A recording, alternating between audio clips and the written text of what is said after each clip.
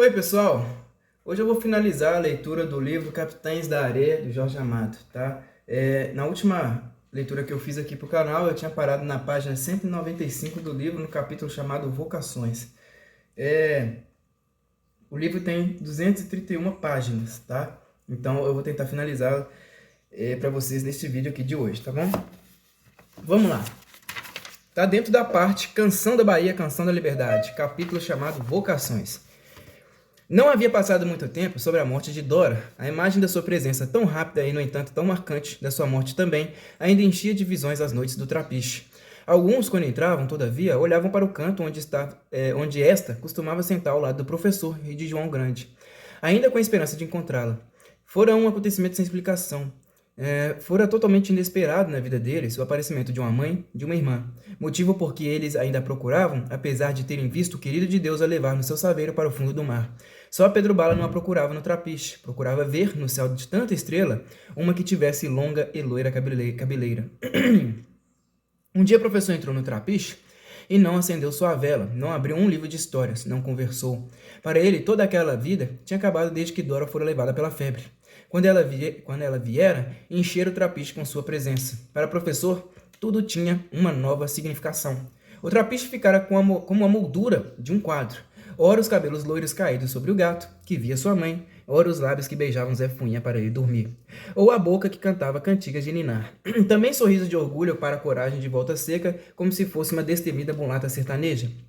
Ou a entrada do trapiche, os cabelos voando, no trapiche, os cabelos voando, o rosto todo rindo, de volta da aventura do dia nas ruas da cidade. Ou os olhos cheios de amor, a febre queimando seu rosto, as mãos chamando o amado para a posse primeira e última. Agora, o professor olhava o trapiche como para uma moldura sem quadro. Inútil. Para ele, deixara de ter significado, ou tinha uma significação terrível demais. Mudara muito naqueles meses após a morte de Dora, andava calado, o rosto sério, e entrara em relações com aquele senhor que certa vez, num passeio da rua Chile, conversara com ele, dera uma piteira e seu endereço. Nessa noite, o professor não acendeu vela, não abriu livro de história. Ficou calado quando João Grande veio para seu lado. Arrumava suas coisas numa trouxa. Quase tudo era livro. João Grande olhava sem dizer nada, mas compreendia muito. Se bem todos dissessem que não havia negro mais burro que o negrinho João Grande. Mas quando Pedro Bala chegou e sentou também ao seu lado e lhe ofereceu um cigarro, o professor falou: "Vou embora, Bala." "Pra onde, mano?" O professor olhou o trapiche, os meninos que andavam, que riam, que se moviam como sombras entre os ratos. Que adianta a vida da gente? Só pancada na polícia quando pegam a gente. Todo mundo diz um dia que pode mudar. Padre José Pedro, João de Adão, tu mesmo. Agora eu vou mudar a minha. Pedro Bala não disse nada, mas a pergunta estava dos seus olhos. João Grande não perguntava nada, compreendia tudo. "Vou estudar com um pintor do Rio, Dr. Dantas, aquele da piteira", escreveu a ele. "Mandou uns desenhos meus. Ele mandou dizer que me mandasse. Um dia eu vou mostrar como é a vida da gente. Faço o retrato de todo mundo. Tu falou uma vez, lembra? Pois faço." A voz de Pedro Bala o animou. Tu também vai ajudar a mudar a vida da gente." "Como?" fez João Grande. O professor também não entendeu. Tampouco Pedro Bala sabia explicar, mas tinha confiança no professor, nos quadros que ele faria, na marca do ódio que ele levava no coração, na marca de amor, justiça e liberdade que ele levava dentro de si. Não se vive inutilmente uma infância entre os capitães da areia, mesmo quando depois se vai ser um artista e não um ladrão, assassino ou malandro. Mas Pedro Bala não sabia explicar tudo isso, apenas disse: "A gente nunca te esquece, mano. Tu lia a história pra gente, era o mais batuta da gente, mais batuta." O professor baixou a cabeça. João Grande se levantou, sua voz era um chamado, era um grito de despedida também. "Gentes, gentes!" Vieram todos, ficaram em torno. João Grande estendeu os braços. "Gentes, professor vai embora. Vai ser um pintor no Rio de Janeiro. Gentes, viva professor!" O vivo apertou o coração do menino. Olhou para o trapiche. Não era como um quadro sem moldura. Era como a moldura de inúmeros quadros. Como quadros de uma fita de cinema. Vidas de luta e de coragem. De miséria também. Uma vontade de ficar. Mas que adiantava ficar? Se fosse, poderia ser de melhor ajuda. Mostraria aquelas vidas. Apertam sua mão, o abraçam. Volta a ser que está triste. Tão triste como se tivesse morrido um cangaceiro do grupo de Lampião. Na noite do cais, um homem da piteira, que era um poeta, entrega uma carta e dinheiro ao professor. "Ele esperará no cais. Telegrafei. Espero que você não trairá a confiança que depositei em seu talento." Nunca um passageiro de terceira teve tanta gente na sua despedida. Volta Seca lhe dá um punhal de presente. Pedro Bala faz tudo para rir, para dizer coisas gozadas. Mas João Grande não esconde a tristeza que vai dentro dele. Ainda de longe, o professor vê o boné de Pedro, que se sacode no cais. E no meio daqueles homens desconhecidos, oficiais fardados, comerciantes e senhoritas, fica tímido, não sabe o que fazer, sente que toda a sua coragem ficou com os capitães da areia. Mas dentro do seu peito vem uma marca de amor à liberdade, marca que o faria abandonar o velho pintor que lhe ensina coisas acadêmicas para ir pintar por sua conta quadros que, antes de admirar, espantam todo o país. Passou o inverno, passou o verão, veio outro inverno, e este foi cheio de longas chuvas. O vento não deixou de correr uma só noite no areal. Agora Pirulito vendia jornais, fazia trabalho de engraxate, carregava a bagagem dos viajantes. Conseguira deixar de furtar para viver. Pedro Bala consentira que ele continuasse no trapiche, apesar de que ele não levava a mesma vida que os outros. Pedro Bala não entende o que vai dentro de Pirulito. Sabe que ele quer ser padre, que quer fugir daquela vida, mas acha que aquilo não resolverá nada, não endireitará nada na vida de todos eles. O padre José Pedro fazia tudo para mudar a vida deles, mas era um só. Os outros não achavam que ele fizesse bem. Que tinha adiantado. Só todos unidos, como dizia João de Adão. Mas Deus chamava Pirulito. Nas noites do trapiche, o menino ouvia o chamado de Deus. Era uma voz poderosa dentro dele. Uma voz poderosa como a voz do mar, como a voz do vento que corre em torno ao casarão. Uma voz que não fala aos seus ouvidos, que fala ao seu coração. Uma voz que o chama, que o alegra e o amedronta ao mesmo tempo. Uma voz que exige tudo dele para lhe dar a felicidade de a servir. Deus o chama, e o chamado de Deus dentro de Pirulito é poderoso como a voz do vento, como a voz potente do mar. Pirulito quer viver para Deus, inteiramente para Deus, uma vida de recolhimento e de penitência, uma vida que o limpe dos pecados, que o torne digno da contemplação de Deus. Deus o chama e Pirulito pensa na sua salvação. Será um penitente? Não olhará mais o espetáculo do mundo. Não quer ver nada do que se passa no mundo para ter os olhos suficientemente limpos para poderem ver a face de Deus. Porque para aqueles que não têm os olhos completamente limpos de todo o pecado, a face de Deus é terrível como o mar enfurecido. Mas para os que têm os olhos e o coração limpos de todo o pecado, a face de Deus é mansa como as ondas do mar numa manhã de sol e de bonança. Pirulito está marcado por Deus, mas está marcado também pela vida dos capitães da areia. Desiste da sua liberdade de ver e ouvir o espetáculo do mundo, da marca de aventuras dos capitães da areia, para ouvir o chamado de Deus. Porque a voz de Deus que fala no seu coração é tão poderosa que não tem comparação. Rezará pelos capitães da areia na sua cela de penitente, porque tem que ouvir e seguir a voz que o chama. E é uma voz que transfigura seu rosto na noite invernosa do trapiche, como se lá fora fosse a primavera. Padre José Pedro foi chamado novamente ao arcebispado. Desta vez o cônego está acompanhado do superior dos capuchinhos. Padre José Pedro treme, pensando que novamente vão lhe ralhar, vão falar dos seus pecados. Fez uma coisa contra as leis para ajudar os capitães da areia. Teme ter fracassado, porque em quase nada conseguira melhorar a vida deles. Mas em certos momentos cruéis, levaram um pouco de conforto àqueles pequenos corações. E tinha Pirulito. Era uma conquista para Deus. Se não fizera tudo, se não transformara como queria aquelas vidas, não tinha perdido tudo também. Algo havia conseguido para Deus. Se alegrava, apesar da tristeza, do pouco que havia conseguido para os capitães da areia. Assim mesmo, em certos momentos, fora como família que lhes faltava. Certas horas tinha sido pai e mãe. Agora os chefes estavam já rapazes, quase homens. O professor já tinha ido embora, outros não tardariam a ir. Mesmo que fossem ser ladrões, levar uma vida de pecado em certos momentos, o padre conseguira minorar o espetáculo de miséria de suas vidas com um pouco de conforto e de carinho, e de solidariedade. Mas dessa vez o cônego não ralha. Anuncia que o arcebispado resolveu lhe dar uma paróquia. Conclui. O Senhor nos deu muito o que fazer, padre, com suas ideias erradas acerca de educação. Espero que a bondade do Senhor arcebispo, lhe dando esta paróquia, fará com que o Senhor pense nas suas obrigações e desista dessas inovações soviéticas. A paróquia nunca tivera cura, porque o arcebispo nunca encontrara um padre que se dispusesse a ir por meio dos cangaceiros numa perdida vila do Alto Sertão. Mas o nome do lugarejo alegrou o coração do padre José Pedro. Ia para o meio dos cangaceiros, e os cangaceiros são como crianças grandes. Agradeceu e ia falar, mas o superior dos capuchinhos o interrompeu. O senhor cônego me disse que entre esses meninos há um que tem vocação sacerdotal. Ia falar disso mesmo, disse o padre. Nunca vi uma vocação tão decidida. O missionário sorriu, porque nós estamos em falta de um irmão. Não é o mesmo que ser padre, bem sei, mas está muito próximo. E se a sua vocação é verdadeira, a ordem pode fazê-lo estudar e mesmo se ordenar. Ele vai ficar louco de alegria. O senhor responde por ele? Pirulito irá ser frade. Um dia, talvez, se ordene. O padre sai agradecendo a Deus. Levam o padre à estação. O apito do trem é como um lamento. Estão ali vários dos capitães da areia. Padre José Pedro os fita com amor. Pedro Bala diz: o senhor foi bom pra gente, padre. Um homem bom. A gente não vai esquecer o senhor.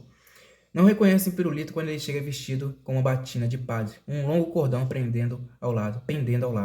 Padre José Pedro diz: conhece o irmão Francisco da Sagrada Família?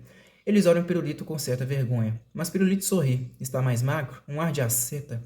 mas com o hábito de capuchinho fica mais alto. Capuchinho fica mais alto. Ele rezará por vocês, diz o padre José Pedro. Se despede, entra para o vagão. O trem apita, é como uma despedida. Da janela, o padre vê os meninos que agitam mãos e bonés, velhos chapéus, trapos que servem de lenço.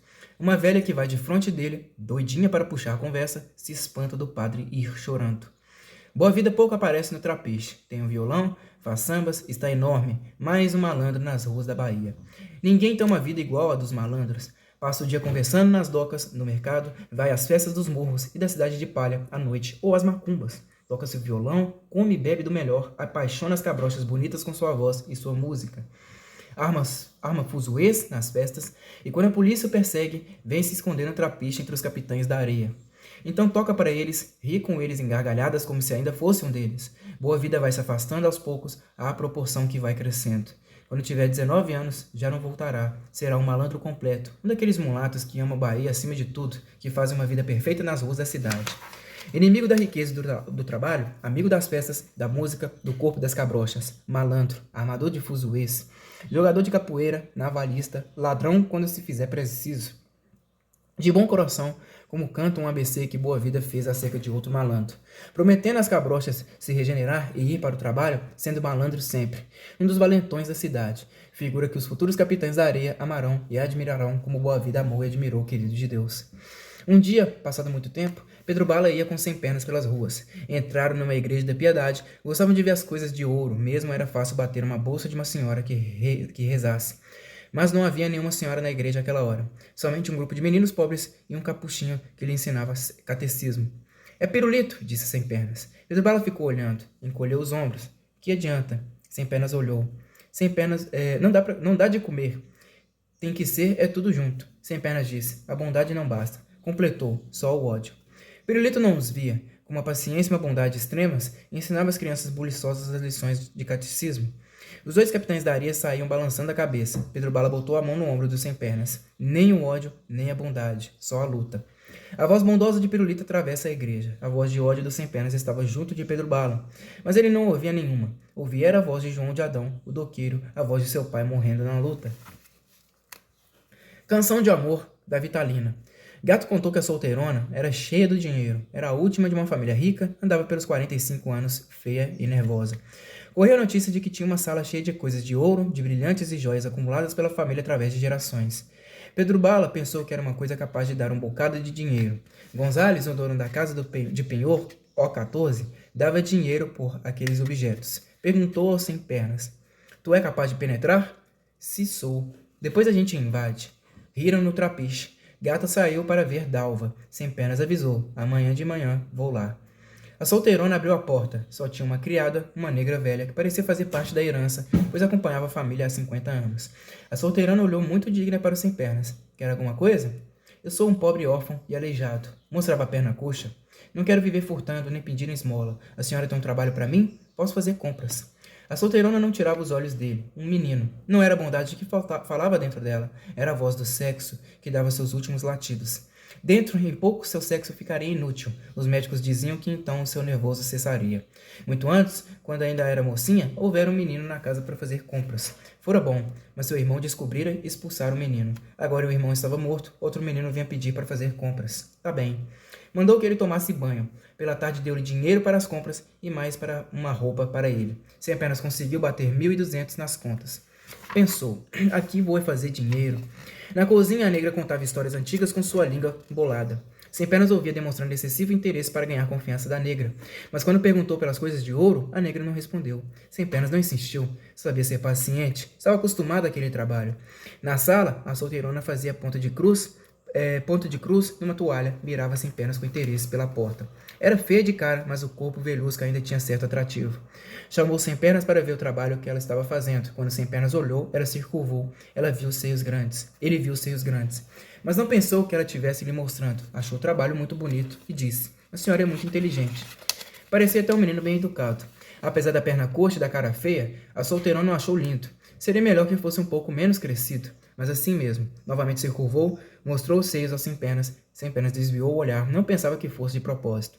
Quando ele elogiou novamente o trabalho, ela passou a mão no seu rosto. Obrigada, meu filho. Sua voz era lânguida.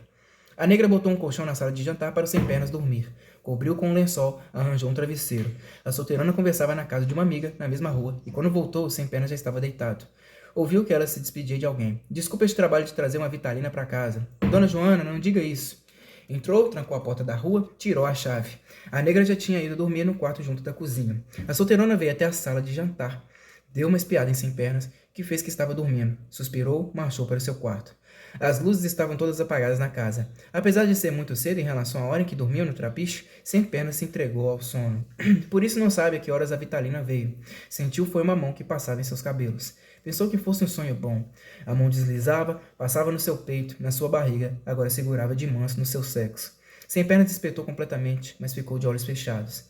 A solteirona machucava seu sexo, se encostava contra ele. Estava de camisa de dormir, suspendeu a cabeça, botou a mão de Sem Pernas no seu corpo. Sem Pernas se encostou nela. Quis falar, ela pôs a mão na sua boca, apontou para a cozinha. Pode ouvir. Disse ainda mais baixo, tu vai ser bom para mim, não vai? Se apertava contra ele. Puxou as calças do Sem Pernas. Depois se cobriram com um lençol. Mas quando o Sem Pernas quis tudo, ela disse, não, só em cima. Era uma coisa incompleta que enraivecia Sem Pernas. A solteirona gemia baixinho de amor.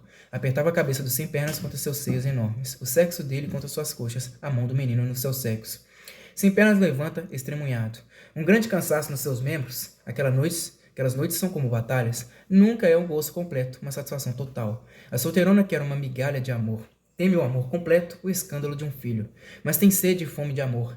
Quer nem que sejam as migalhas, mas Sem Pernas quer fazer um amor completo. Aquilo irrita, faz crescer seu ódio. Ao mesmo tempo se sente preso ao corpo da solteirona, as carícias a meio, trocadas na noite. Uma coisa o retém naquela casa. Se bem ao acordar, tem a ódio de Joana, uma raiva impotente, uma vontade de a estrangular. Já que não a pode possuir totalmente, se acha feia e velha. Quando a noite se acerca, fica nervoso pelos carinhos da Vitalina, pela mão que movimenta seu sexo de menino, pelos seus seios onde repousa a cabeça, pelas suas coxas grossas. Imagina planos para a possuir, mas a solteirona se frustra, fugindo no último momento, e ralha com ele em voz baixa. Uma raiva surda possui Sem Pernas, mas a mão dela vem de novo para seu sexo, e ele não pode lutar contra o desejo, e volta àquela luta tremenda da qual sai nervoso e esgotado. Durante o dia responde mal a Joana. Diz brutalidades, a solteirona chora. Ele a chama de Vitalina, diz que vai embora. Ela lhe dá dinheiro, pede que ele fique, mas não é pelo dinheiro que ele fica. Fica porque o desejo o retém. Já sabe qual a chave que abre a sala onde Joana guarda seus objetos de ouro. Sabe como tirar a chave para levá-la aos capitães da areia. Mas o desejo o retém ali, junto dos seios e das coxas da Vitalina, junto da mão da Vitalina. Fora sempre infeliz para o lado de mulher. Quando conseguia uma negrinha no areal, era com a ajuda dos outros, era a força. Nenhum olhava para ele, convidando com os olhos. Outros eram feios, mas ele era repulsivo com a perna coxa, andando feito caranguejo. Demais terminara por se fazer antipático e a se acostumar a possuir negrinhas a pulso. Agora vinha uma mulher branca e com dinheiro, velha e feiusca, era verdade, mas bem comível ainda, e se deitava com ele. Acariciava seu sexo com a mão, juntava coxa com coxa, deitava sua cabeça nos seus seios grandes. Sem Pernas não podia sair dali, se bem cada dia estivesse mais bruto e mais inquieto. Seu desejo reclamava uma posse completa, mas a Vitalina se contentava em colher as migalhas do amor. Sem Pernas durante o dia a odeia, se odeia, odeia o mundo todo. Pedro Bala reclamou a demora. Já era tempo do Sem Pernas saber os segredos da casa. Sem Pernas disse que sim, que não demorará mais. E naquela noite a batalha de amor é mais forte ainda. A solteirona geme de amor, recolhendo as migalhas do amor, mas não cede a sua honra. Isso dá coragem ao Sem Pernas para no outro dia arribar com a chave. A Vitalina não espera para o amor. Está como uma esposa a quem o marido abandonasse. Chora e se lastima. Se o amor não vem, ela também precisa de amor, como todas essas moças que passam de vestidos bonitos na rua. Mas o roubo a enfurece, porque pensa que Sem Pernas só há amor nas noites longas de vícios para a furtar. Sua sede de amor é humilhada. É como se houvessem cuspido na sua cara, dizendo que era por causa da sua feiura. Chora. Não geme mais uma canção de amor. Se sente com coragem para estrangular o Sem Pernas se o encontrasse, porque burlaram do seu amor, da sede de amor que está no seu sangue. A sua desgraça é mais completa porque durante uma semana foi plenamente feliz com as migalhas de amor. Rola no chão com um ataque. No trapiche, Sem Pernas ri, relatando sua aventura, mas no fundo sabe que a solteirona fez ainda pior. Aumentou com seus vícios o ódio que vivia latente no seu coração. Agora um desejo insatisfeito enche suas noites, um desejo que impede seu sono, que lhe dá raiva. Na rabada de um trem. Os navios chegam a Ilhéus carregados de mulheres, mulheres que vêm da Bahia, de Acaraju, um mulherio todo de Recife, mesmo do Rio de Janeiro.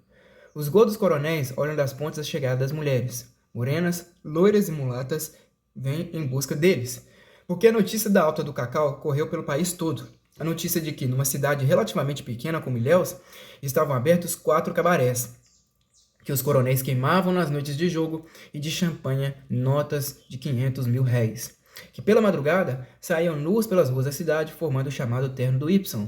A notícia corria pelas ruas de mulheres perdidas. Os caixeiros viajantes levavam a notícia. O cabaré da Brama, em Acaraju, ficou despovoado de mulheres. Foram para o Eldorado, o cabaré de Ilhéus. O mulherio de Recife desceu todo em alguns navios do Lloyd brasileiro. Os pernambucanos ficaram sem mulheres. Vieram todas para o cabaré Bataclan, apelidado pelos estudantes em férias de escola. Vieram algumas do Rio de Janeiro e estas foram para o Trianon, ex-Vesúvio, o mais luxuoso dos 4 cabarés da cidade do Cacau. Até Rita Tanajura, célebre pelas grandes nádegas rebolantes, deixou a paz da sociedade de estância, onde era rainha do pequeno mulherio de vida fácil e onde se dava com todo mundo, e veio a ser rainha do Far West, o cabaré da Rua do Sapo, onde os beijos e o estalo das garrafas de champanhe se misturavam com os tiros, com o barulho das brigas. Porque o Far West era o cabaré dos capatazes, dos pequenos fazendeiros de repente enriquecidos. Na rua de Dalva, na zona das mulheres perdidas da Bahia, as casas se despovoaram. Vieram mulheres para o Bataclan, mulheres para o Eldorado, mulheres para o Far West. Umas poucas vieram para o Trianon, onde dançavam com os coronéis. No Bataclan, mulheres pernambucanas e sergipanas davam parte do dinheiro que ganhavam dos coronéis e que era muito aos estudantes, que em compensação lhes davam o amor. Os viajantes enchiam o Eldorado. Até no Far West, as mulheres ganhavam joias. Por vezes ganhavam um tiro também, como uma estranha joia vermelha no peito. Rita Tanajura dançava o Charleston em cima de uma mesa entre champanhe e tiros. Tudo isso foi naquela alta do Cacau de há muitos anos. Quando Dalva soube que Isabel tinha colares e anel de brilhantes, e no entanto não estava no Trianon, que era o mais luxuoso dos cabarés, era no Bataclan, não resistiu. Arrumou as malas. O que não faria ela no Trianon, ela que era a mulher das mulheres da sua rua? Enfardou Gato com uma elegantíssima roupa de casimira, feita sob medida. De repente Gato não era mais um menino, era o mais jovem dos vigaristas da Bahia. Na noite que, envergando seu traje novo, sapatos negros de verniz, gravata borboleta, chapéu de palhinha, apareceu no trapiche, João Grande soltou uma exclamação de assombro. Pois não é o Gato? Gato não fizera ainda 18 anos. Fazia 4 que amava Dalva. Virou para João Grande. Agora eu vou começar a vida. Ofereceu cigarro cheirado de uma cigarreira cara, alisou o cabelo bem assentado, botou a mão no ombro de Pedro Bala. Mano, vou pra Ilhéus. A patroa vai cavar a vida. Eu vou com ela, sou capaz de enricar. Quando tiver fazendeiro, a gente vai fazer uma farra daquelas. Pedro sorriu. Era outro que ia. Não seria um menino toda a vida. Bem sabia que eles nunca tinham parecido crianças. Desde pequeno, na arriscada vida da rua, os capitães da areia eram como homens, eram iguais a homens. Toda a diferença estava no tamanho. No mais, eram iguais. Amavam e derrubavam negras no areal desde cedo. Furtavam para viver, como os ladrões da cidade. Quando eram presos, apanhavam surras como os homens. Por vezes assaltavam de armas na mão, como os mais temidos bandidos da Bahia. Não tinham também conversas de meninos, conversavam como homens. Sentiam mesmo como homens. Quando outras crianças só se preocupavam com brincar, estudar livros para aprender a ler, eles se viam envolvidos em acontecimentos que só os homens sabiam resolver. Sempre tinham sido como homens, na sua vida de miséria e de aventura, nunca tinham sido perfeitamente crianças. Porque o que faz a criança é o ambiente de casa, pai, mãe, nenhuma responsabilidade. Nunca eles tiveram pai e mãe na vida da rua, e tiveram sempre que cuidar de si mesmos, foram sempre os responsáveis por si. Tinham sido sempre iguais a homens, agora os mais velhos, os que eram desde há anos, os chefes do grupo, estavam rapazolas, começavam a ir para seus destinos. Professor Jafora fazia quadros no Rio de Janeiro. Boa vida se desligar aos poucos do trapiche, toca violão nas festas, vai aos candomblés, arma fuzuê nas quermesses. É mais um malandro na cidade. Seu nome já é conhecido até nos jornais. Como os outros vagabundos, é conhecido pelos investigadores da polícia, que sempre estão de olho nos malandros. Pirulito é frade no convento. Deus o chamou, nunca mais saberão dele. Agora é o gato que parte, vai arrancar dinheiro dos coronéis de Ilhéus. O querido de Deus certa vez disse que gato enricaria, porque a vida na rua, no abandono, fez de gato um jogador desonesto, um vigarista, um gigolô de mulheres. Não demorará que os outros partam. Só Pedro Bala não sabe o que fazer. Dentro em pouco será mais que rapazola, será um homem e terá que deixar para outro a chefia dos capitães da areia. Para onde irá? Não poderá ser um intelectual como o professor, cujas mãos só viviam para pintar. Não nasceu para malandro como Boa Vida, que não sente o espetáculo da luta diária dos homens, que só ama andar vagabundeando pelas ruas, conversar acocorado nas docas, beber nas festas de morro. Pedro sente o espetáculo dos homens, acha que aquela liberdade não é suficiente para a sede de liberdade que tem dentro de si. Tampouco sente o chamado de Deus, como Pirulito sentiu. Para ele, as pregações do padre José Pedro nunca disseram nada. Gostava do padre como de um homem bom. Só as palavras de João de Adão encontravam acolhida no seu coração. Mas João de Adão mesmo sabe muito pouco. O que tem é músculos potentes e voz autoritária, e no entanto uma amiga para chefiar uma greve. Tampouco Pedro Bala quer ir como gato enganar os coronéis de Ilhéus arrancar o dinheiro deles. Quer qualquer coisa que não sabe ainda o que é, e por isso se demora entre os capitães da areia. O trapiche grita se despedindo do gato. Este sorri, elegantíssimo, alisando o cabelo, no dedo aquele anelão cor de vinho que furtara certa vez. Do cais, Pedro Bala dá adeus ao gato. Vestido com suas roupas esfarrapadas, agitando o boné, se sente muito longe do gato, que, ao lado de Dalva, parece um homem feito com sua roupa bem talhada. Pedro sente uma aflição, uma vontade de fugir, de ir para qualquer parte num navio ou na rabada de um trem. Mas quem vai na rabada de um trem é Volta Seca. Uma tarde a polícia o pegou quando o mulato despojava um negociante na sua carteira. Volta Seca tinha então 16 anos. Foi levado para a polícia, o surraram, porque ele xingava todos, soldados e delegados, com aquele imenso desprezo que o sertanejo tem pela polícia. Ele não soltou um grito enquanto apanhou. 8 dias depois o puseram na rua e ele saiu quase alegre, porque agora tinha uma missão na vida, matar soldados de polícia. Passou uns dias no trapiche, o rosto sombrio, afogado em pensamentos. O sertão chamava, a luta do cangaço chamava. Um dia disse a Pedro Bala: vou passar uns tempos com os maloqueiros em Aracaju. Os índios maloqueiros eram os capitães da areia, em Aracaju. Viviam sob as pontes, roubavam e brigavam nas ruas. O juiz de menores Olimpo Mendonça era um homem bom, procurava resolver os conflitos como melhor podia, se abismava com a inteligência das crianças iguais a homens, compreendia que era impossível resolver o problema. Contava aos romancistas coisas dos meninos, no fundo amava os meninos, mas se sentia aflito, porque não podia resolver o problema deles. Quando entre os índios maloqueiros aparecia algum novo, ele já sabia que era um baiano que tinha chegado na rabada de um trem, e quando um sumia, sabia que tinha ido para entre os capitães da areia, na Bahia. Uma madrugada, o trem de Sergipe apitou na estação da calçada. Ninguém tinha vindo trazer Volta Seca à estação, porque ele ia para voltar, ia passar uns tempos entre os índios maloqueiros e esquecer a polícia baiana que o tinha marcado. Volta Seca se meteu no vagão de carga que estava aberto, se escondeu entre uns fardos. Aos poucos o trem abandona a estação. Depois a estrada do sertão, Índia nordestina. Nas casas de barro aparecem mulheres e meninas. Os homens seminus lavram a terra. Na estrada de animais que corre paralela à estrada de ferro, passam boiadas. Vaqueiros gritam tangendo os animais. Nas estações vendem doces de milho, mingau, mungunzá, pamonha e canjica. O sertão vai entrando pelo nariz e pelos olhos de Volta Seca.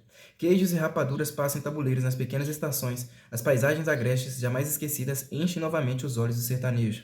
Estes muitos anos na cidade não tinham arrancado seu amor ao ser tão miserável e belo. Nunca foi um menino da cidade igual a Pedro Bala, a Boa Vida, ao gato. Fora sempre um deslocado na cidade, com uma fala diferente, falando em Lampião, dizendo meu padrinho, imitando as vozes dos animais sertanejos. Antigamente ele e sua mãe tinham um pedaço de terra. Ela era comadre de Lampião, os coronéis respeitavam sua terra. Mas quando Lampião se internou pelo sertão de Pernambuco, os coronéis ficaram com a terra da mãe de Volta Seca.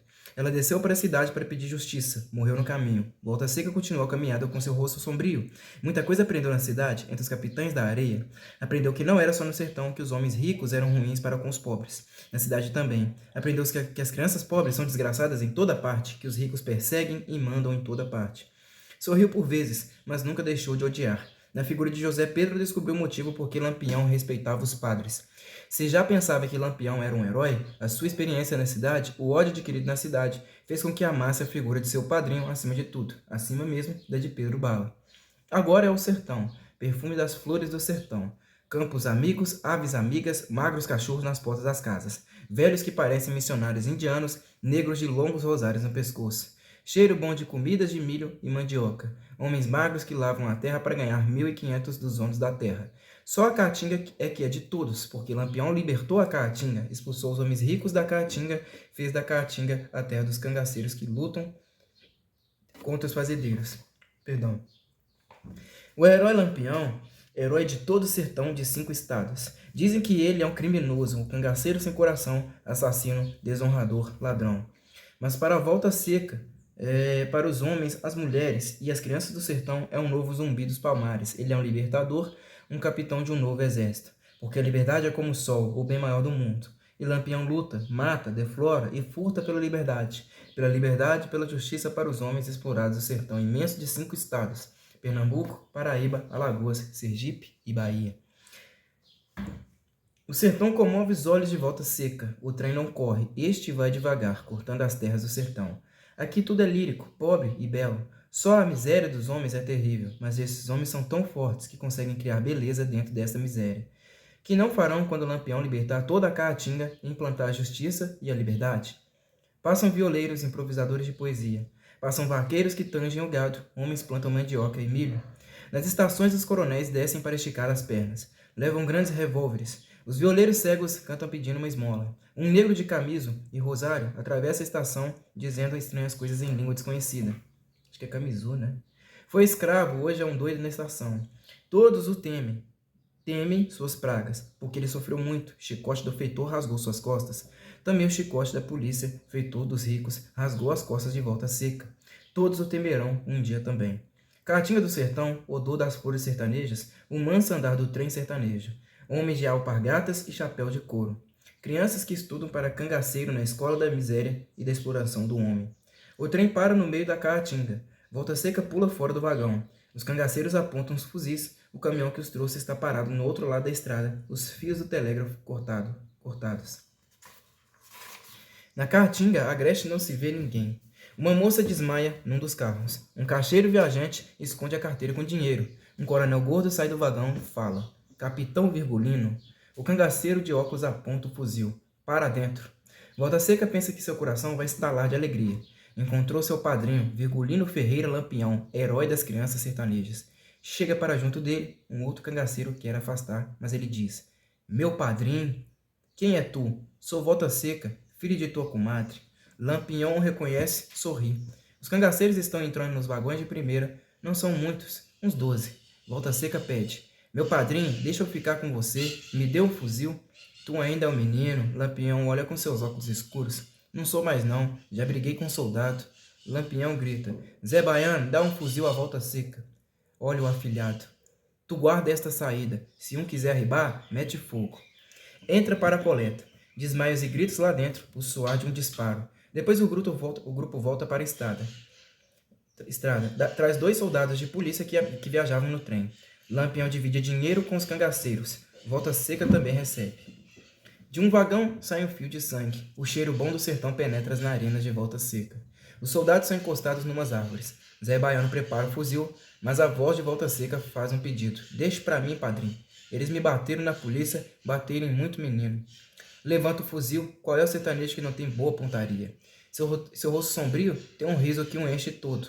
Cai o primeiro, o segundo tenta fugir, mas a bala alcança nas costas. Depois, Volta Seca corre para cima dele com um punhal, sacia sua vingança.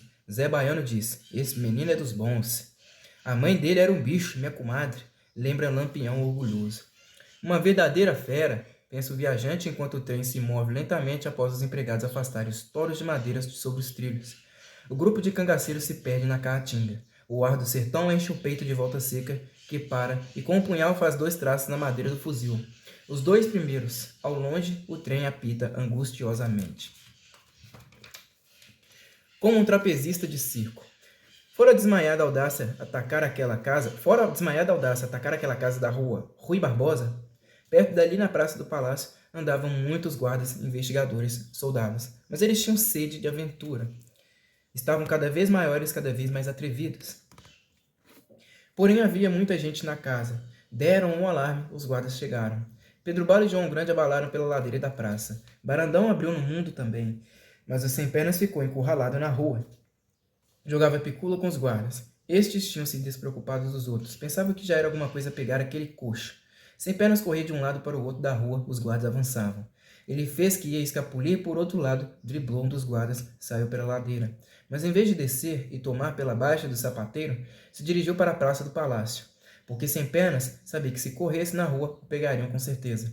Era um homem de pernas maiores que as suas, e além do mais, ele era coxo, pouco podia correr. E acima de tudo não queria que o pegassem. Lembrava-se da vez que fora a polícia, dos sonhos das suas noites más. Não o pegariam, e enquanto corre, este é o único pensamento que vai com ele. Os guardas vêm nos seus calcanhares. Sem perna sabe que eles gostarão de o pegar, que a captura de um dos capitães da areia é uma bela façanha para um guarda. Essa será a sua vingança. Não deixará que o peguem, não tocarão a mão no seu corpo. Sem pernas os odeia como odeia a todo mundo, porque nunca pôde ter um carinho. E no dia que o teve, foi obrigado a abandoná-lo, porque a vida já o tinha marcado demais. Nunca tiveram uma alegria de criança. Se fizeram homem antes dos 10 anos para lutar pela mais miserável das vidas, a vida de criança abandonada. Nunca conseguiram amar a ninguém, a não ser a esse cachorro que o segue. Quando os corações das demais crianças ainda estão pouco puros de sentimentos, o do sem pernas já estava cheio de ódio. Odiava a cidade, a vida, os homens. Amava unicamente o seu ódio. Odiava a cidade, a vida, os homens. Repetir, né? Amava unicamente seu ódio, sentimento que o fazia forte e corajoso, apesar do defeito físico. Uma vez uma mulher foi boa para ele, mas em verdade não fora para eles, e sim para o filho que perdera e que pensara que tinha voltado. De outra, feita outra mulher, se deitara com ele numa cama, acariciara seu sexo, se aproveitara dele para colher as migalhas do amor que nunca tivera. Nunca, porém, o tinham amado pelo que ele era, menino abandonado, aleijado e triste. Muita gente o tinha odiado. E ele odiara a todos. Apanhara na polícia, um homem ria quando surravam. Para ele é esse homem que corre em sua perseguição na figura dos guardas. Se o levaram, um homem rirá de novo. Não o levarão. Vêm em seus calcanhares, mas não o levarão. Pensam que ele vai parar junto ao grande elevador, mas sem pernas não para. Sobe para o pequeno muro, volve o rosto para os guardas que ainda correm, ri com toda a força do seu ódio, cospe na cara de um que se aproxima estendendo os braços, se atira de costas no espaço como se fosse um trapezista de circo. A praça toda fica em suspenso por um momento. Se jogou, diz uma mulher e desmaia. Sem pernas se rebenta na montanha, qual um trapezista de circo que não tivesse alcançado outro trapézio. O cachorro late entre as grades do muro. Notícias de jornal. O Jornal da Tarde publica um telegrama do Rio dando conta do sucesso da exposição de um jovem pintor, até então desconhecido. Dias depois, transcreve uma crítica de arte publicada também no Jornal do Rio de Janeiro. Porque o pintor é baiano e o Jornal da Tarde é muito cioso das glórias baianas. Um trecho da crítica da arte, após falar das qualidades e defeitos do novo pintor social, de usar e abusar de expressões como clima, luz, cor, ângulos, força e outras mais, diz: um detalhe notaram todos que foram a essa estranha exposição de cenas e retratos de meninos pobres. É que todos os sentimentos bons estão sempre representados na figura de uma menina magra de cabelo loiros e faces febris. E que todos os sentimentos maus estão representados por um homem de sobretudo negro e um ar de viajante. Que representará para um psicanalista a repetição quase inconsciente dessas figuras em todos os quadros. Sabe-se que o pintor João José tem uma história. E continuava o abuso das palavras cor, força, clima, luz, ângulos e outros mais complicados. Meses depois, uma notícia informava os leitores do Jornal da Tarde sob o título de Presente de Greco. A polícia de Belmonte devolve o vigarista gato. Que a polícia de Belmonte havia recebido da polícia de Ilhéus um verdadeiro presente de Greco. Um conhecido e jovem vigarista que atuava em Ilhéus com o nome de Gato, após ter abiscoitado bons cobres de muitos fazendeiros e comerciantes, fora remetido para Belmonte. Lá continuava a passar contos do vigário, em que era mestre. Conseguira vender uma imensidade de terras ótimas para o cultivo do cacau a muitos fazendeiros. Quando estes foram ver as terras, não eram mais que o leito sobre o qual corria o rio Cachoeira. A polícia de Belmonte tinha conseguido deitar mão no temível vigarista e o remetia de volta para Ilhéus. Os ilhéenses são mais ricos que nós, terminava com certa ironia o correspondente que assinava a notícia. Podem sustentar com mais conforto o elegante gato, que os filhos da bela Belmonte, a princesa do sul, porque se Belmonte é a princesa, Ilhéus é muito justamente chamada a rainha do sul. Entre fatos policiais sem importância, o Jornal da Tarde noticiou um dia que um malandro conhecido pelo nome de Boa Vida armara um fuzuê tremendo numa festa na cidade de Palha, abrira a cabeça do dono da casa com uma garrafa de cerveja e estava sendo procurado pela polícia. Perto de um Natal, o Jornal da Tarde apareceu com manchetes em tipos enormes. Uma notícia de tanta sensação como aquela que contara a história da mulher que acompanhava o bando de Lampião, a amante do cangaceiro. Porque a população dos 5 estados da Bahia, Sergipe, Alagoas, Paraíba e Pernambuco vive com os olhos fitos em Lampião. Com ódio ou com amor, nunca com indiferença. A manchete dizia em letras garrafais: uma criança de 16 anos no grupo de Lampião. Os tipos das letras dos títulos que encabeçavam a reportagem eram também enormes. É um dos mais temíveis cangaceiros. 35 traços no seu fuzil pertenceu aos capitães da areia. A morte de Machadão devido à volta seca.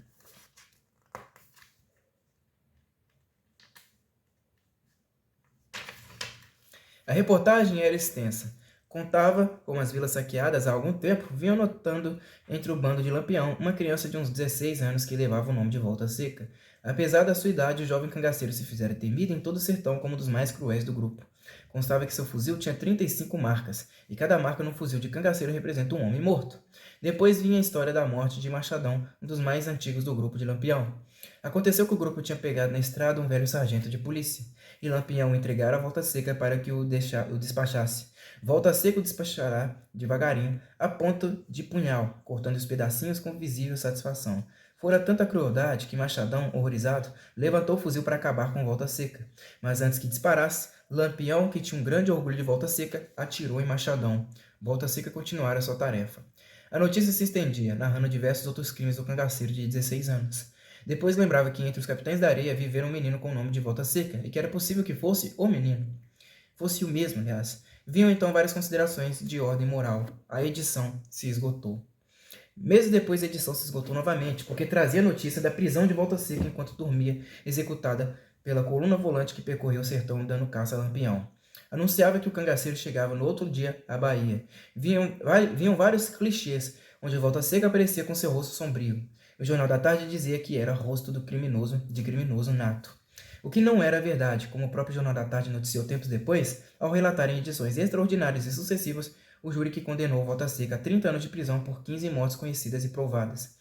No entanto, seu fuzil tinha 60 marcas, e o jornal lembrava esse fato, repetindo que cada marca era um homem morto.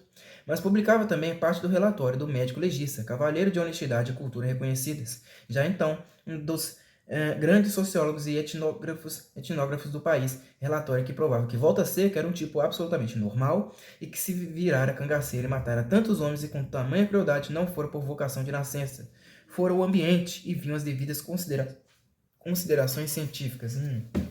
O que, aliás, não despertou tanta curiosidade entre o público como a descrição de belíssimo, vibrantíssimo e apaixonadíssimo discurso do doutor promotor público que fizeram os jurados chorar, e até o próprio juiz tinha limpado as lágrimas ao descrever o doutor promotor com sublime força oratória o sofrimento das vítimas do feroz cangaceiro menino.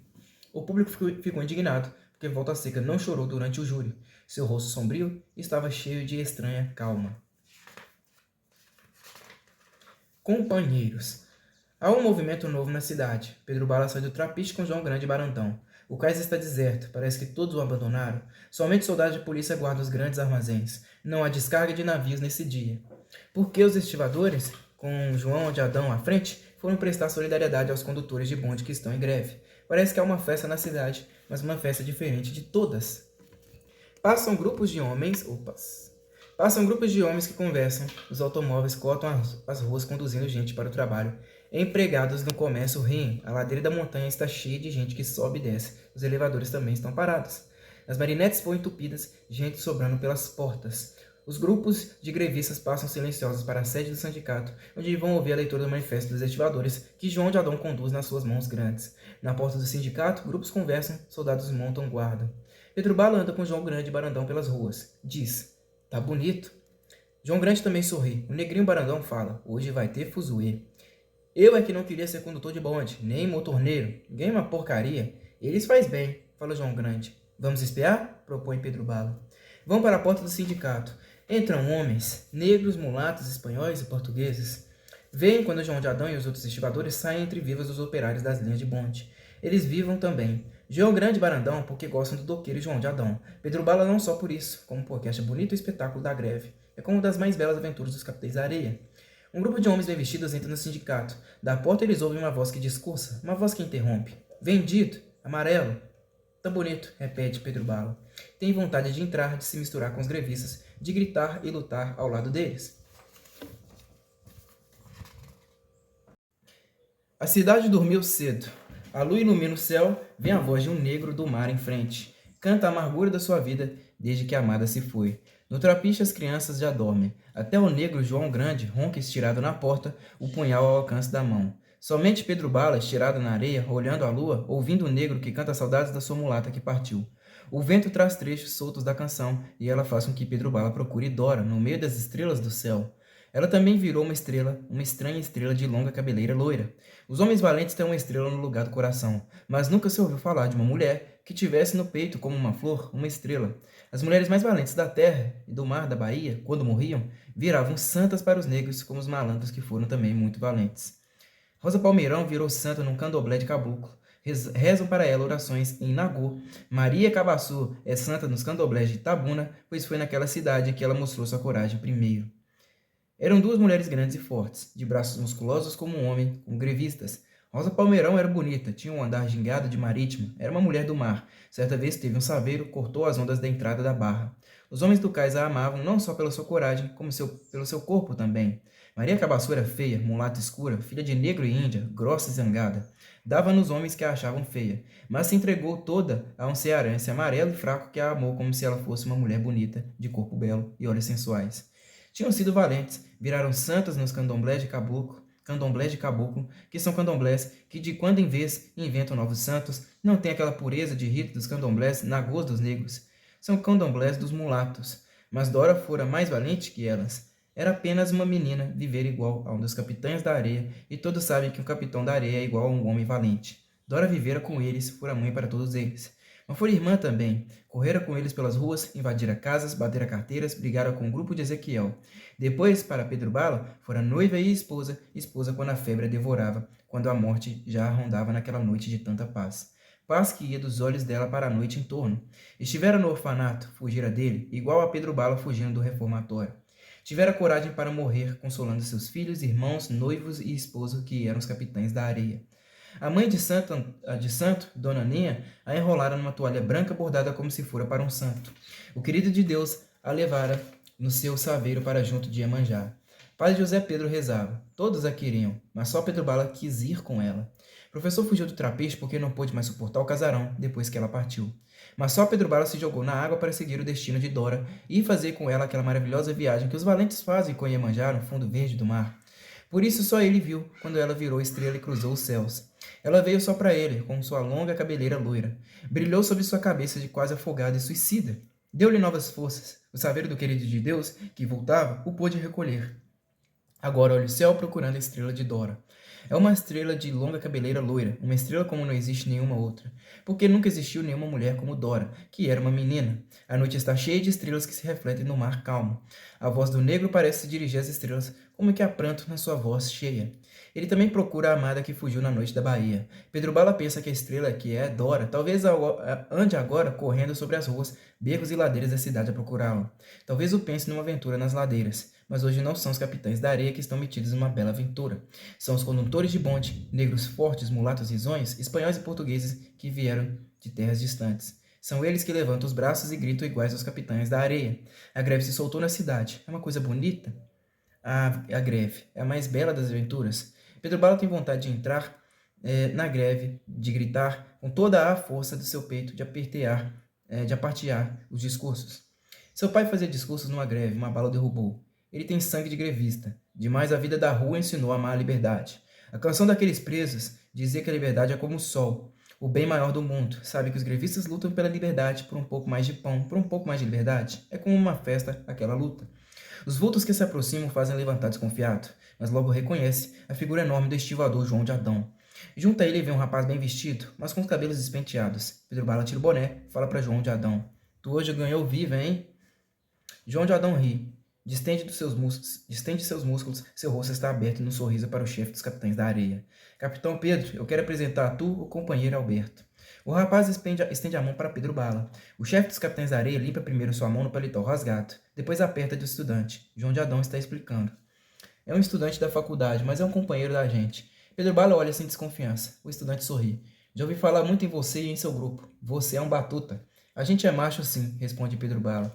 João de Adão se aproxima mais. Capitão, a gente tem que conversar com tu. Tem um assunto com tu. Um troço sério. Aqui o companheiro Alberto. Vamos pra dentro? Fala Pedro Bala.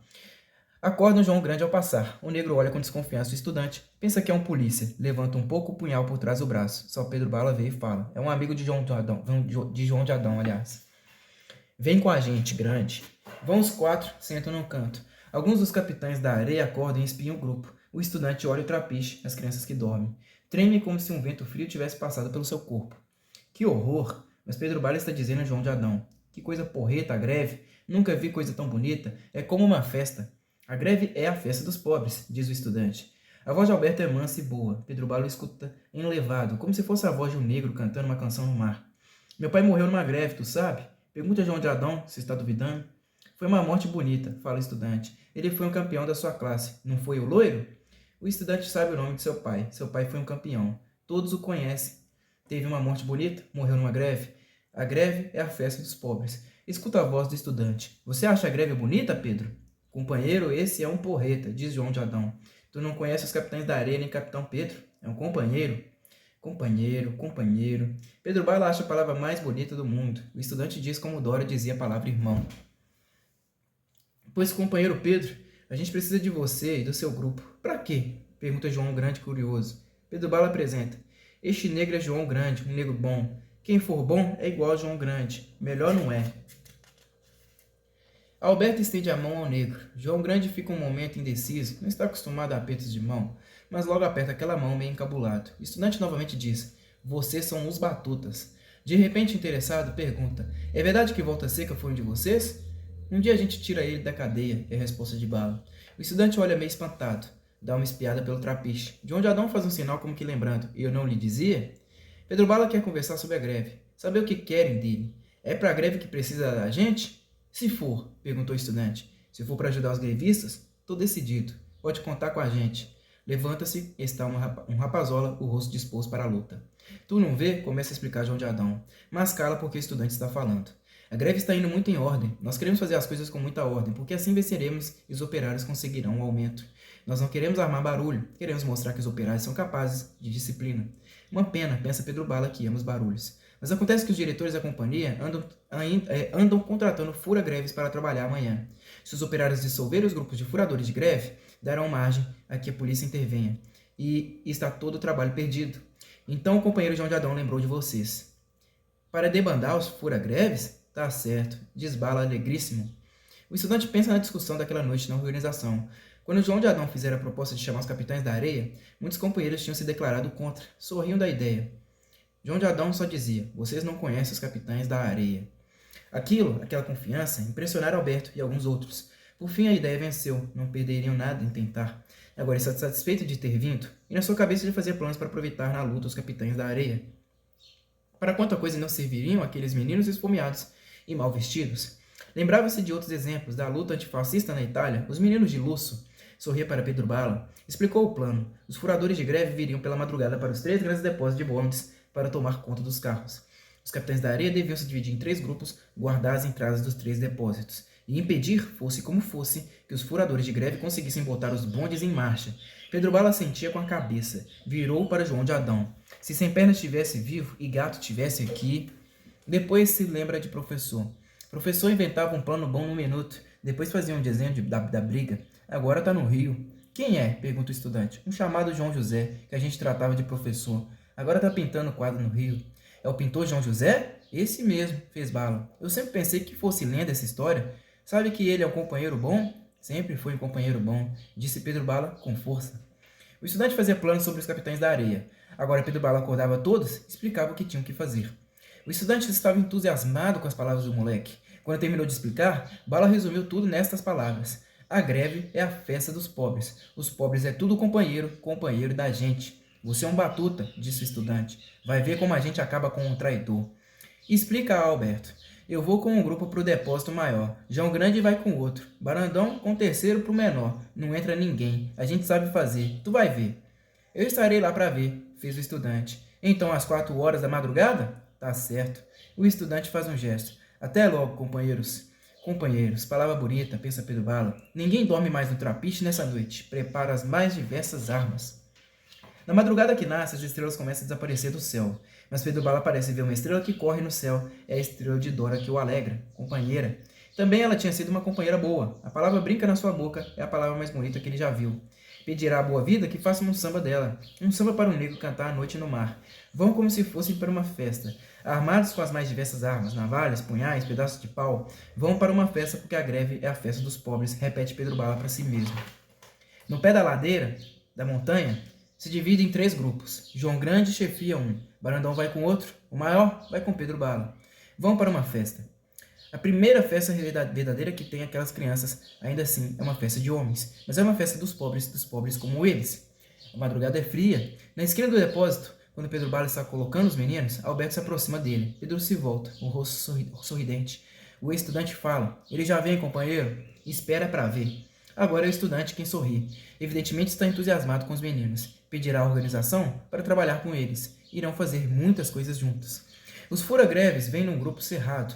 O americano os chefia com a cara fechada. Se dirigem todos para a entrada. Da sombra dos becos, ninguém sabe de onde, como demônios fugidos do inferno, surgem meninos esfarrapados e de armas na mão. Punhais, navalhas, paus. Tomam a porta, o grupo dos fura-greves para. Logo os demônios se atiram, é um bolo só. São em número maior que o grupo de fura-greves.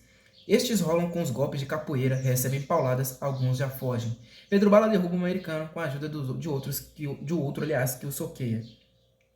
Os fura-greves pensam que são demônios fugidos do inferno. A gargalhada livre e grande dos capitães da areia ressoa na madrugada. A greve não é furada. Também João Grande e Barandão são vitoriosos. O estudante ri, com eles a gargalhada dos capitães da areia. E um trapiche diz para a alegria dos meninos: vocês são os mais batutas que eu já vi. Companheiros, companheiros, diz João Jadão. Diz o vento que passa, diz a voz do coração de Pedro Bala. É como a música de uma canção cantada por um negro. Companheiros. Os atabaques ressoam como clarins de guerra. Depois de terminada a greve, o estudante continua a vir ao trapiche. Mantém longas conversas com Pedro Bala. Transforma os capitães da areia numa brigada de choque. Uma tarde, Pedro Bala vai pela rua Chile, o boné desabado sobre os olhos, assoviando, enquanto arrasta os pés no chão. Uma voz exclama: Bala! Se volta. O gato está elegantíssimo na sua frente. Uma pérola na gravata, um anel no dedo mínimo, roupa azul, chapéu de filtro quebrado num jeito malandro. É tu, gato? Vamos sair daqui. Entram numa rua sem movimento. Gato explica que chegou de Ilhéus há poucos dias, que arrancou um bocado de dinheiro de lá. Está um homem e todo perfumado e elegante. Quase não te conheço, diz Bala. E Dalva? Ficou amigada com o coronel, mas eu já tinha deixado ela. Agora eu tenho uma moreninha do balacobaco. E aquele anelão que sem pernas fazia troça? Gato ri. Empurrei por quinhentão no coronel, cheio da nota. O bicho engoliu sem gritar. Conversam e riem. Gato pergunta notícia dos outros. Diz que no dia seguinte embarcará para Aracaju com a morena, pois o açúcar está dando dinheiro. Pedro Bala veio embora todo elegante. Pensa que se ele tivesse demorado mais algum tempo no trapiche, talvez não fosse um ladrão. Aprenderia com Alberto, o estudante, o que ninguém soubera lhe ensinar. Aquilo que o professor como que adivinhara. A revolução chama Pedro Bala como Deus chamava Pirulito nas noites do trapiche. É uma voz poderosa dentro dele, poderosa como a voz do mar, como a voz do vento, tão poderosa como uma voz sem comparação, como a voz de um negro que canta num saveiro o samba que Boa Vida fez. Companheiros, chegou a hora. A voz o chama, uma voz que o alegra, que faz bater seu coração, ajudar a mudar o destino de todos os pobres, uma voz que atravessa a cidade, que parece vir dos atabaques, que ressoa nas macumbas da religião ilegal dos negros, uma voz que vem com o ruído dos bondes, onde vão os condutores e motorneiros grevistas, uma voz que vem do cais, do peito dos estivadores de João de Adão, de seu pai morrendo no comício dos marinheiros dos navios, dos saberistas e dos canoeiros, uma voz que vem do grupo que joga a luta da capoeira, que vem dos golpes que o querido de Deus aplica. Uma voz que vem das filhas de santo do candomblé de Dona Ninha na noite que a polícia levou Ogum.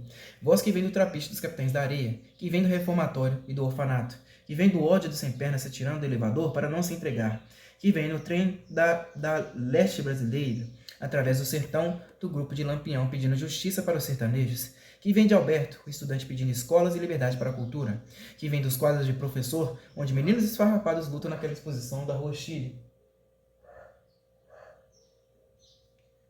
que vem de Boa Vida e dos malandros da cidade, do bojo dos seus violões, dos sambas tristes que eles cantam. Uma voz que vem de todos os pobres, do peito de todos os pobres. Uma voz que diz uma palavra bonita de solidariedade, de amizade, companheiros. Uma voz que convida para a festa da luta, que é como um samba alegre de negro, como o ressoar dos atabaques nas macumbas. Voz que vem da lembrança de Dora, valente lutadora. Voz que chama Pedro Bala, como a voz de Deus chamava Pirulito, a voz do ódio dos sem pernas, como a voz dos sertanejos chamava Volta Seca para o grupo de Lampião. Voz poderosa como nenhuma outra, porque é uma voz que chama para lutar por todos, pelo destino de todos, sem exceção. Voz poderosa como nenhuma outra, voz que atravessa a cidade e vem de todos os lados. voz que traz com ela uma festa que faz o inverno acabar lá fora e ser a primavera. A primavera da luta, voz que chama Pedro Bala, que o leva para a luta. Voz que vem de todos os peitos esfomeados da cidade, de todos os peitos explorados da cidade. Voz que traz o bem maior do mundo, bem que é igual ao sol, mesmo maior que o sol, a liberdade. A cidade no dia de primavera é deslumbradoramente bela. Uma voz de mulher canta a canção da Bahia, canção da beleza da Bahia. Cidade negra e velha, sinos de igreja, ruas calçadas de pedra. Canção da Bahia que uma mulher canta. Dentro de Pedro Bala, uma voz o chama, voz que traz para a canção da Bahia a canção da liberdade. Voz poderosa que o chama, voz de toda a cidade pobre da Bahia, voz da liberdade. A revolução chama Pedro Bala. Pedro Bala foi aceito na organização no mesmo dia em que João Grande embarcou como marinheiro no navio cargueiro do Lloyd. No cais, dá adeus ao negro, que parte para sua primeira viagem. Mas não é um adeus como aqueles que deram aos outros que partiram antes. Não é mais um gesto de despedida. É um gesto de saudação ao companheiro que parte. Adeus, companheiro. Agora comanda uma brigada de choque formada pelos capitães da areia. O destino deles mudou. Tudo agora é diverso. Intervém em comícios, em greves e em lutas obreiras. O destino deles é outro. A luta mudou seus destinos. Ordens vieram para a organização dos mais altos dirigentes, que Alberto ficasse com os capitães da areia e Pedro Bala fosse organizar os índios maloqueiros de Aracaju em brigada de choque também. E que depois continuasse a mudar o destino das outras crianças abandonadas do país. Pedro Bala entra no trapiche. A noite cobriu a cidade. A voz do negro canta no mar. A estrela de Dora brilha tanto quase quanto a lua no céu mais lindo do mundo. Pedro Bala entra, olha as crianças. Barandão vem para junto dele. Agora tem 15 anos o negrinho. Pedro Bala olha, estão deitados. Alguns já dormem, outros conversam, fumam cigarros, riem a grande gargalhada dos capitães da areia. Bala reúne a todos, bota Barandão junto de si. Gentes, agora eu vou embora, vou deixar vocês. Vou embora. Barandão agora fica o chefe. Alberto vem sempre ver vocês. Vocês devem fazer o que ele diz. E todo mundo ouça. Barandão agora é o chefe. O negrinho Barandão fala. Gentes, Pedro Bala vai embora. Viva Pedro Bala! Os punhos dos capitães da areia se levantam fechados. Bala, bala, gritam numa despedida. Os gritos enchem a noite, calam a voz do negro que canta no mar, estremece o céu de estrelas e o coração de Pedro. Punhos fechados de crianças que se levantam. Bocas que gritam se despedindo do chefe. Bala, bala. Barandão está na frente de todos. Ele agora é o chefe. Pedro Bala parece ver Volta Seca, Sem Pernas, Gato, Professor, Pirulito, Boa Vida, João Grande e Dora, todos ao mesmo tempo entre eles. Agora o destino deles mudou. A voz do negro no mar canta o samba de Boa Vida. Companheiros, vamos para a luta. De punhos levantados, as crianças saúdam Pedro Bala, que parte para mudar o destino de outras crianças. Barandão grita na frente de todos, ele agora é o novo chefe. De longe, Pedro Bala ainda vê os capitães da areia. Sob a lua, num velho trapiche abandonado, eles levantam os braços. Estão em pé, o destino mudou. Na noite misteriosa das macumbas, os atabaques ressoam como clarins de guerra. Uma pátria e uma família. Anos depois, os jornais de classe, pequenos jornais, dos quais vários não tinham existência legal e se imprimiam em tipografias clandestinas, jornais que circulavam nas fábricas, passados de mão em mão e que eram lidos à luz de fifós, publicavam sempre notícias sobre um militante proletário, o camarada Pedro Bala, que estava perseguido pela polícia de 5 estados como organizador de greves, como dirigente de partidos ilegais, como perigoso inimigo da ordem estabelecida. No ano em que todas as bocas foram impedidas de falar, no ano que foi todo ele uma noite de terror, esses jornais, únicas bocas que ainda falavam, clamavam pela liberdade de Pedro Bala, líder da sua classe que se encontrava preso numa colônia. E no dia em que ele fugiu, em inúmeros lares, na hora pobre do jantar, rostos se iluminaram ao saber da notícia. E apesar de que lá fora era o terror, qualquer daqueles lares era um lar que se abriria para Pedro Bala, fugitivo da polícia, porque a revolução é uma pátria e uma família. Na casa mal-assombrada de Doninha Quaresma existiam botijas enterradas e a alma de Doninha, hoje do capitão, na paz de Estância, Sergipe, março de 1937, a bordo do Hakuyu Maru, subindo a costa da América do Sul pelo Pacífico em caminho do México, junho de 1937. Bom, pessoal, esse foi o livro Capitães da Areia, do Jorge Amado, tá? Eu pretendo trazer outras obras aqui, desse mesmo autor, em breve, aqui pro canal, tá? Eu quero ler Dona Flor e seus dois maridos. Eu já ouvi falar dessa história, tô querendo trazer esse livro para vocês. E eu não sei se um certo Capitão Rodrigo também desse mesmo autor, do Jorge Amado. Mas eu pretendo trazer essas leituras aí para vocês, tá bom? É isso aí, pessoal. Espero que vocês tenham apreciado a minha leitura aqui desse livro, dessa obra, né? Essa clássica obra brasileira. Curta esse vídeo, comentem o que vocês acharam. Se for possível, compartilhe esse vídeo, tá? Eu vou montar uma playlist da leitura deles para ficar mais fácil. E também comentem mesmo, né? Porque para mim, o comentário de vocês me ajuda bastante, tá bom? É isso daí, meu muito obrigado a todos vocês e até a próxima. Falou!